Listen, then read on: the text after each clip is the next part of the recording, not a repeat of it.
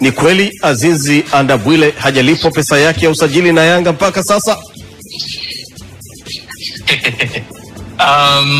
Hilo swala ni kweli, na ni kipindi kirefu sana tumejaribu kulifuatilia, na tumejaribu kufuatilia kwa kiundani, yani kupitia vyanzo vya ndani kabisa, lakini bado tumeona vyanzo vya ndani haijatoa mrejesho ambao wa kuridhisha. Ndio tukaamua kwenda kwa mlezi wa vilabu na wachezaji TFF ili watolee maamuzi. Na makubaliano ya awali yalikuwaje? Hebu tupe kidogo mchakato wa makubaliano ili na sisi tuipate hii taarifa kwa undani zaidi. Na makubaliano haswa ni mchezaji alisaini mkataba, ndio, ambayo ilipaswa klabu imlipe signing fee yake ya mwanzoni pale itapofikia tarehe 30 August, yani mwezi wa 8 huo ndo ukomo ameshalipwa. Ndio. Lakini cha kushangaza, mwezi wa 8 umepita, mwezi wa 9 umepita, mwezi wa 10 umepita, tunafika hadi mwezi wa 11.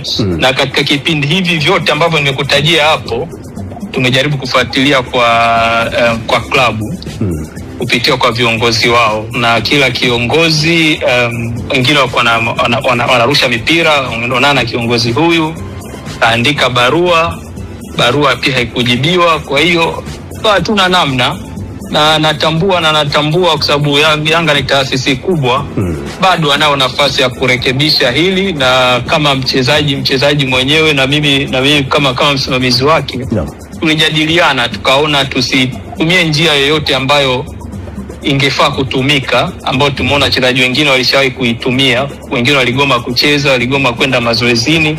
Lakini sisi tukasitiza tuonyeshe professionalism, mchezaji endelee kucheza, lakini huku tuendelea kudai hayo madai. Umezungumza vizuri sana. Naam, umezungumza vizuri sana.